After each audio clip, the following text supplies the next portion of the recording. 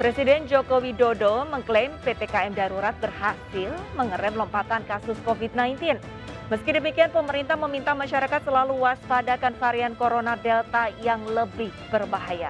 Bersama saya Lisa Hadi, kita akan berbincang lebih jauh terkait COVID-19. Jangan terlena karena data. Sebelum kami hadirkan perbincangannya ke hadapan Anda pemirsa, terlebih dahulu kami akan sampaikan rangkaian informasi seputar peristiwa yang terjadi sepanjang hari ini. PPKM darurat dinyatakan efektif menurunkan kasus aktif COVID-19 di Jawa Timur. Bed occupancy rate atau bor rumah sakit di Jawa Timur sepekan terakhir telah turun menjadi 81% dari sebelumnya 100%. Warga tetap diimbau mematuhi protokol kesehatan dan mengurangi aktivitas di luar rumah. Tingkat isian tempat tidur atau bed occupancy ratio BOR di sejumlah rumah sakit di Jawa Timur mulai melandai. Keterisian ruang ICU di Rumah Sakit Jawa Timur saat ini sebanyak 1.193 dari total kapasitas 1.479 atau BOR mencapai 81%. Sedangkan ketersediaan tempat tidur isolasi yang terpakai mencapai 12.640 dari kapasitas 17.879 buah atau terisi 71%. Antrean pasien di instalasi gawat darurat atau IGD telah turun di bawah 400 pasien. Namun Kota Malang mendapatkan perhatian lebih karena kasus positif terus meningkat hingga melewati angka sebaran di Kota Surabaya.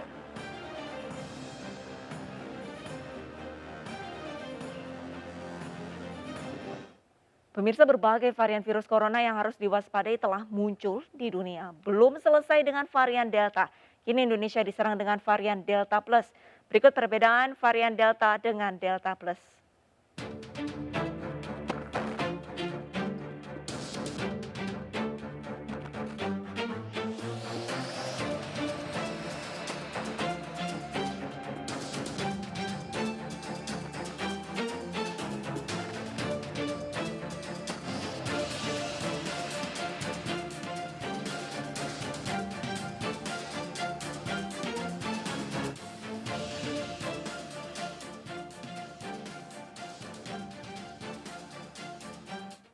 Pemirsa, di tengah kasus aktif yang masih tinggi, ketersediaan vaksin di beberapa daerah justru terpantau menipis.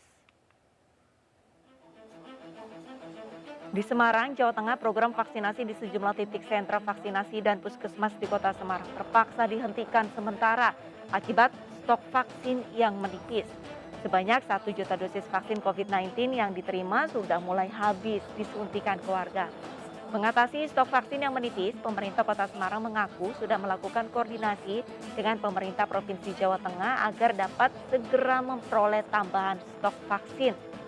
Sementara itu, pelaksanaan vaksinasi massal yang diselenggarakan Pusat Penerbangan TNI Angkatan Laut di Bandara Juanda Surabaya juga terpaksa dihentikan sementara.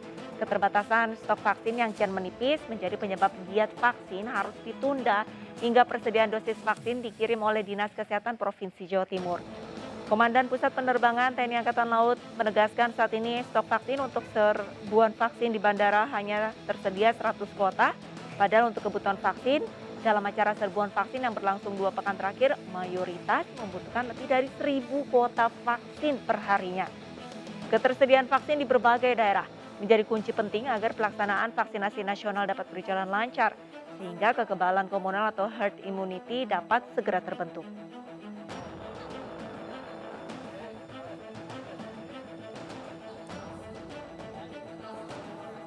Pemirsa, perbincangan akan kami lanjutkan pada segmen kedua di Indonesia Bicara. Tetaplah bersama kami.